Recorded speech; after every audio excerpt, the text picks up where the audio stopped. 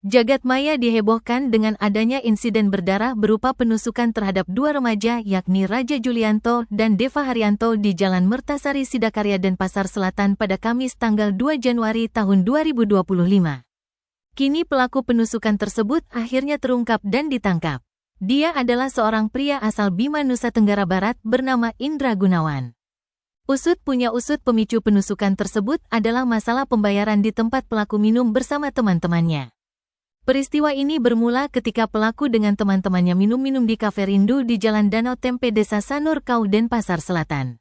Kemudian Indra Gunawan diduga menunda-nunda untuk membayar. Sehingga saksi yang menjaga kafe yakni perempuan berinisial RF menegur pelaku. Mendengar perkataan tersebut, Indra dan rekannya akhirnya mau bayar. Singkat cerita, saksi RF hendak pulang dengan diantar oleh dua remaja yaitu korban RJ dan DH. Ternyata mereka diikuti oleh kelompok pelaku hingga dicegat di Jalan Mertasari sebelah barat, ACK. Di sanalah terjadi penganiayaan menggunakan senjata tajam. Anehnya, justru kedua korban yang sebelumnya tidak terlibat permasalahan malah jadi sasaran Indra. Menurut data BPBD Kota Denpasar, sebelumnya kedua korban saat itu dikeroyok. Akibat kejadian ini, dua remaja asal Pasuruan, Jawa Timur dan Brebes, Jawa Tengah itu terluka parah. Maka setelah korban dibawa berobat, kasus ini dilaporkan ke polisi. Tim Opsnal Reskrim Polsek Denpasar Selatan lantas melakukan penyelidikan.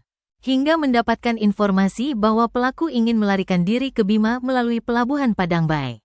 Walaupun sebelumnya disebut terjadi pengeroyokan, polisi hanya menangkap Indra saat turun dari kapal di Pelabuhan Lembar Jumat tanggal 3 Januari tahun 2025.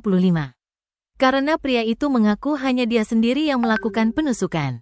Motifnya karena pelaku merasa jengkel terhadap saksi RF yang tidak sabar meminta pembayaran minuman, ditambah dia dalam pengaruh minuman keras.